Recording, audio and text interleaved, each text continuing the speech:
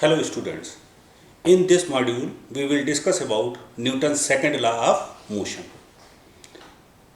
Before I start telling you Newton's second law of motion, it is very essential to discuss a physical quantity named momentum on which this law is based. So first we will discuss about momentum.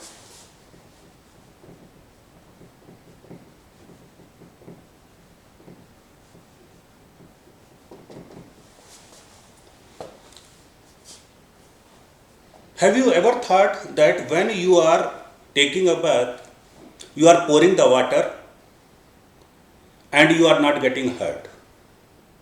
But when you are moving outside during rain, the droplets of rain, they hurt you. Even though the droplets are very small, and when you are taking bath, you are pouring a lot amount of water on your body, still you are not getting hurt, but that tiny water droplets, they are hurting you. This is because of that total quantity of motion is something else. You are having a huge amount of water pouring on your body while taking a bath, but amount is more, but the speed is very lesser. So the total quantity of water in this case is very small. But when you are roaming outside during rain, the small water droplets, they are hurting you because of the speed. Though the amount of water droplet is very small, mass is very less, but the speed is very high. The total quantity of motion is momentum. Momentum is denoted by the symbol P, small letter p, and defined as the product of mass and velocity of a moving body. Thus, the formula of momentum is P equals to mv. That is, I repeat, the product of mass and velocity of a moving body is called momentum, and it is the total quantity of motion. It is a vector quantity. As you know, vector quantity has magnitude as well as direction. Therefore, momentum will have magnitude as well as direction. The direction of momentum is the direction of velocity. Means the direction of momentum is the direction of velocity. Now, what will be the unit of momentum? SI unit of momentum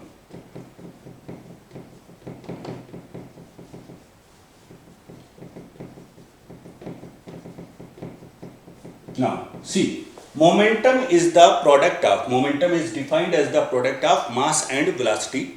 Therefore, the SI unit of momentum will be the product of SI units of mass and velocity. SI unit of mass is kilogram and SI unit of velocity is meter per second. Therefore, SI unit of momentum is kilogram meter per second. You may write this in this way also, kilogram meter s to the power minus 1. So, momentum is defined as the product of mass and velocity. Its formula is P equals to mv. It is a vector quantity. Direction of momentum is the direction of velocity, and the SI unit of momentum is kilogram meter per second. Now,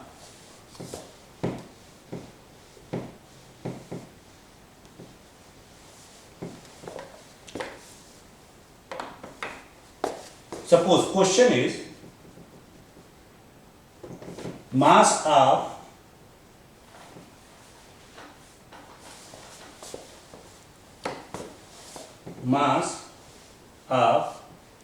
a moving body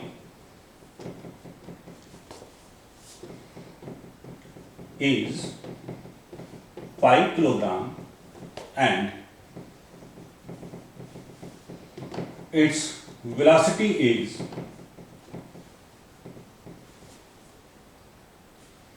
5 meter per second. Find the momentum of the body. Now, solution. Given mass of the body is 5 kg and velocity of the body is 5 meter per second. We have to find momentum, that is P. So, P equals to mv. Therefore, 5 kg multiplied by 5 meter per second. This equals to 25 kg meter per second. That is, the momentum of the body is 25 kg meter per second. If someone asks you in this question what will be the direction of momentum, the simple answer is the direction of motion is the direction of velocity. Motion will be in that direction in which direction the velocity is. Now I will discuss Newton's second law of motion.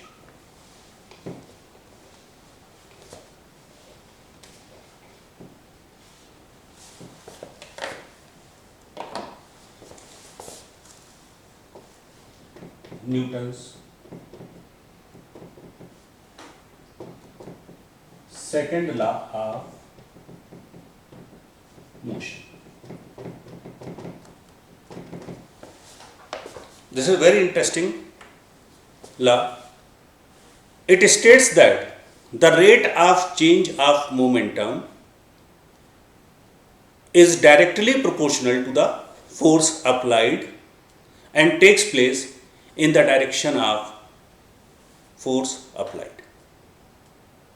I repeat, the rate of change of momentum is directly proportional to the force applied and is in the direction of force applied. So, I am writing the statement.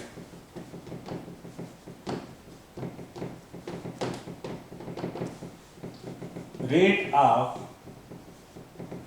change of momentum is directly proportional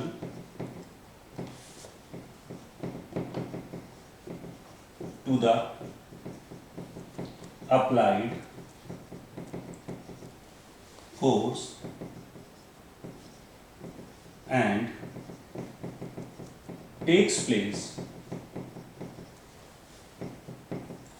in the direction of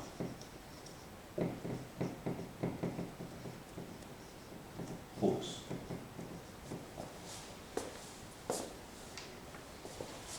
Now, what is the meaning of this? See, rate of change of momentum means momentum is changing. Momentum is defined as the product of mass and velocity. Mass of the body remains same. So, momentum will only change when the velocity of the body will change. Clear? So, change in momentum means change in the velocity. Change in momentum is resulted by the change in velocity. So, we will find the change in momentum.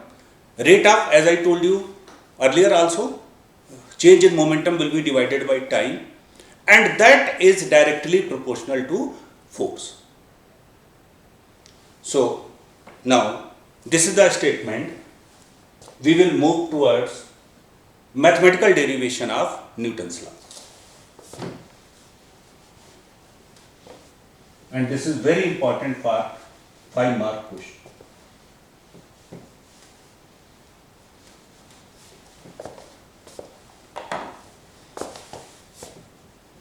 Mathematical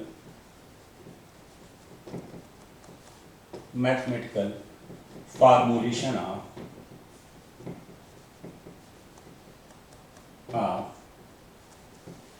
Newton's second law.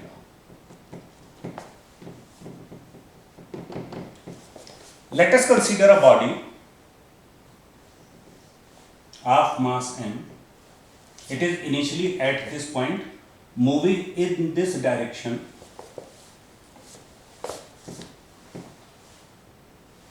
and let the initial velocity of the body is u. This is at point A. Now, after covering some distance, its final velocity becomes v in time t, and the body is moving with uniform acceleration a. Means time taken from here to there is t. Clear? Now, what is the situation? Situation is a body of mass m is moving with velocity u with uniform acceleration a, and after time t its velocity changes to v. Now the question is, from where the acceleration is produced, how the velocity is changing. So the answer comes from Newton's first law. To change the state of motion, we need to apply some force. It means some force has been applied. So the change in velocity or uniform acceleration is produced by applying a force F. Now, initial momentum. Initial momentum.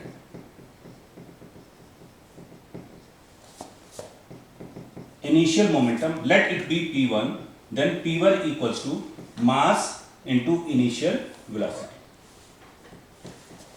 This is by the definition of momentum. Momentum is the product of mass and velocity. Since in the beginning velocity is u, that's why we are saying initial momentum. Initial momentum, momentum is represented by P, a small letter. So P1 equals to mu. Now, final momentum. Final momentum, let it be P2, then this will be m into v. Since mass of the body remains same, velocity only changes. So product of mass and final velocity is the final momentum. Now, change in momentum. Change in momentum. Change in momentum will be P2 minus P1, that is mv minus mu. M can be taken common, within bracket you will get v minus u. Next, rate of change of momentum. Rate of change of momentum.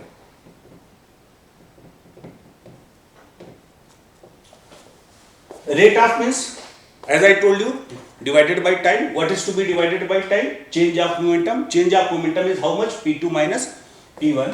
So P2 minus P1 upon T. This equals to m v minus u upon T.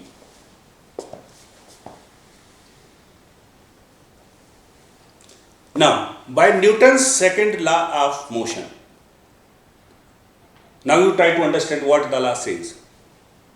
According to that rule, rate of change of momentum is directly proportional to the force applied on the body. It means this P2 minus P1 upon T is directly proportional to F. Or we can write F is directly proportional to P2 minus P1 upon T. Or the value of P2 minus P1 upon T is m v minus u upon T. Now, now v minus u upon T, it is the formula of acceleration. So this is ma, since a equals to v minus u upon T. When we remove this proportionality, we have to introduce a constant. So R F equals to K M A. This K is the proportionality constant. In SI unit system, the value of K is 1 in SI system K equals to 1, therefore F equals to ma. And this is the formula of force, or you can say this is the way by which we are expressing second law in mathematical form. F equals to ma. This is the Newton's second law. Rate of change of momentum is directly proportional to the force, and that change in momentum occurs in the direction of force applied.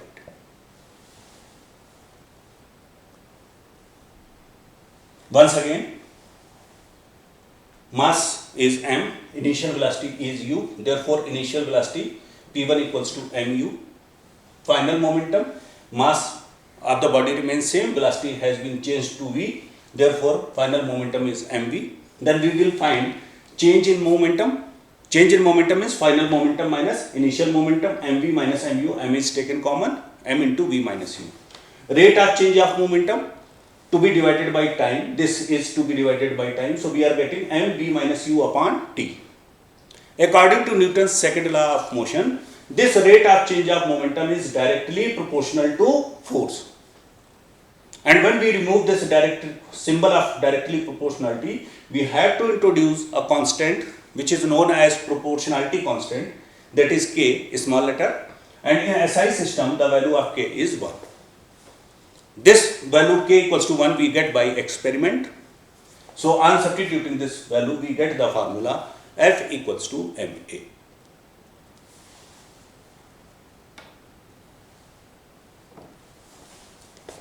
Now, what is the physical significance of this? What informations we are getting by this? See.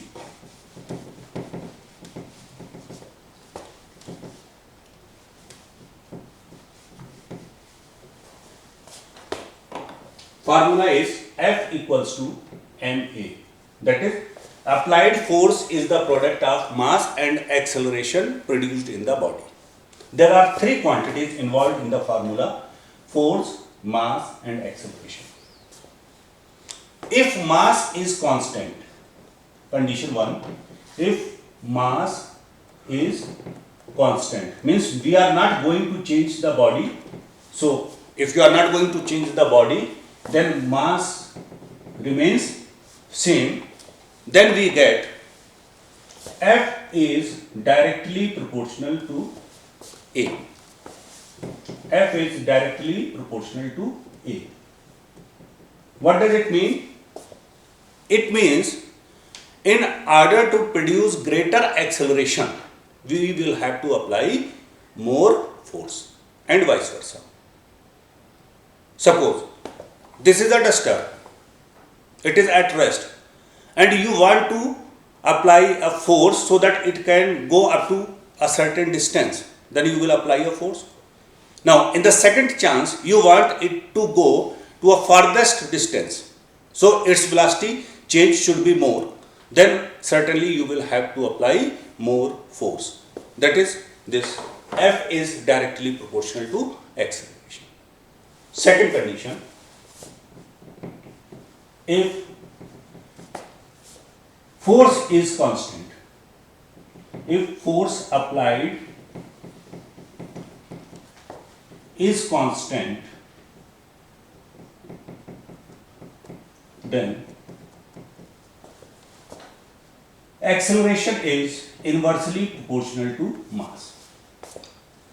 Because if you get the formula of acceleration, you will get A equals to F by m.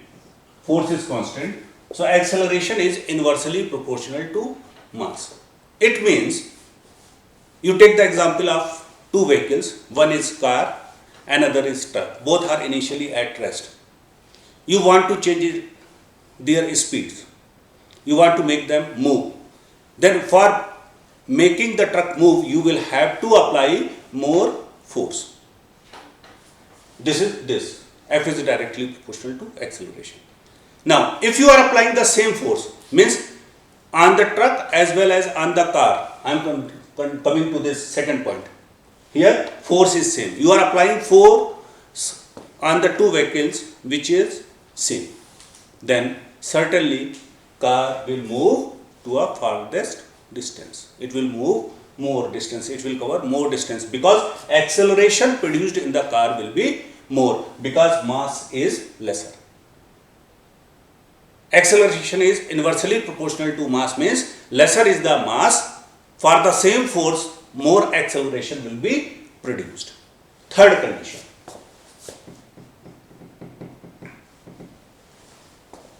If acceleration produced is same, that is constant, then F is directly proportional to mass. If you are applying same force on two bodies, if you are applying the force on the same body, then for producing greater acceleration, same acceleration, you will have to apply more force on the heavier body.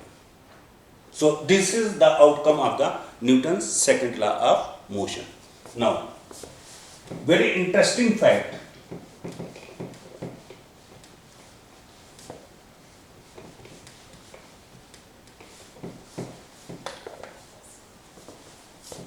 Till now you have been taught Newton's first law of motion and Newton's second law of motion. Now, I will like to tell you that Newton's first law is same as Newton's second law. Newton's first law is the outcome of result of Newton's second law. Or you can say Newton's first law is contained in Newton's second law. Now the question is how? See, Newton's first law is contained in Newton's second law. According to Newton's second law, F equals to ma. This means F equals to m v minus u upon t. Since A equals to v minus u upon t. Now, Newton's first law says if a body is at rest, it will remain at rest. If it is moving in a straight line path with constant speed or it is in uniform motion, then it will remain in a uniform motion unless until some force is applied on it. Means to change the state of rest or motion, you need to apply some force. If you are not applying the force, the state of body will remain same.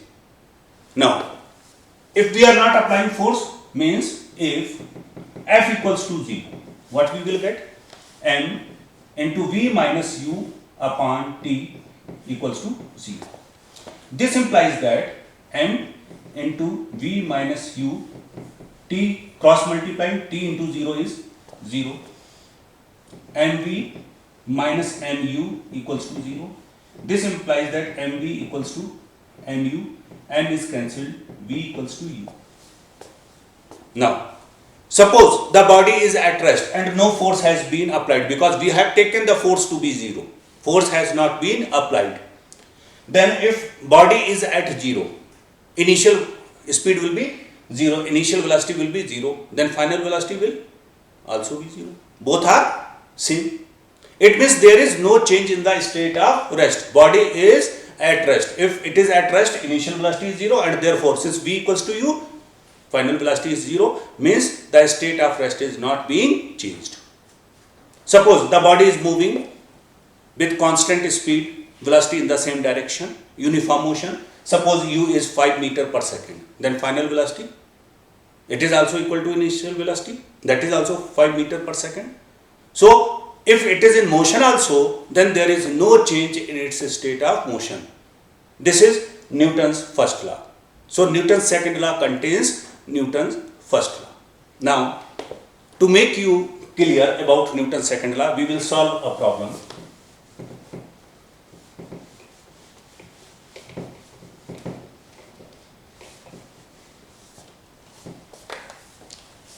Question is, a body of mass 5 kg is moving with velocity 100 meter per second. After 6 seconds, its velocity is 300 meter per second. Find first part, initial momentum, second part, final momentum,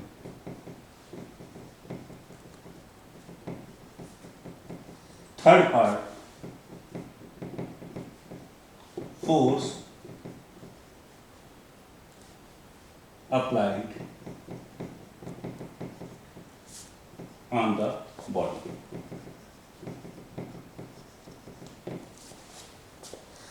Now, solution. First, we will note down what is given to us. A body of mass 5 kg. So, mass is given 5 kg. Initial velocity u is 100 meter per second. Final velocity is 300 meter per second, and time in which this change occurs is 6 seconds. Now, first part, initial momentum. Initial momentum. P1 equals to mu. M is 5 into 100, that is 500 kg meter per second. Second part, final momentum. Final momentum P2 equals to mb. This is 5 into 300.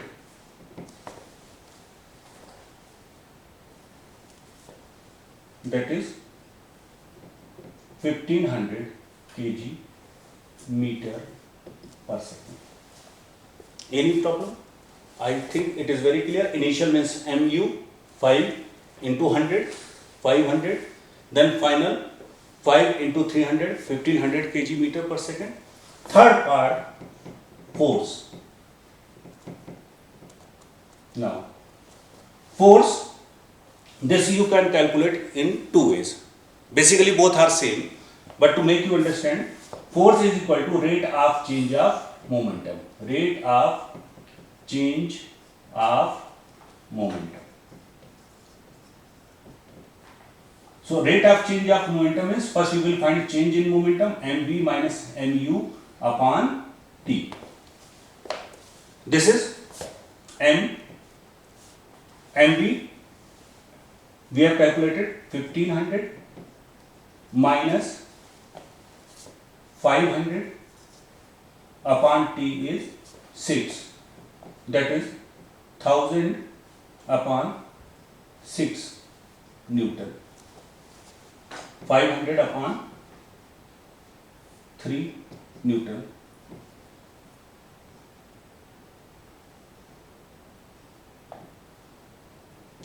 (166.7 Newton). You will round off after calculating 2 decimal places. This is what we have done. We have calculated the force on the basis of Newton's second law. Second method, this is first method I told you. Otherwise, what you can do, second method, first you find acceleration, v minus u upon t. V is 300 minus 100 upon t is 6. So this is 200 upon 6 or 100 by 3 meter per second square. Then we will apply the formula F equals to ma. Now the mass is 5.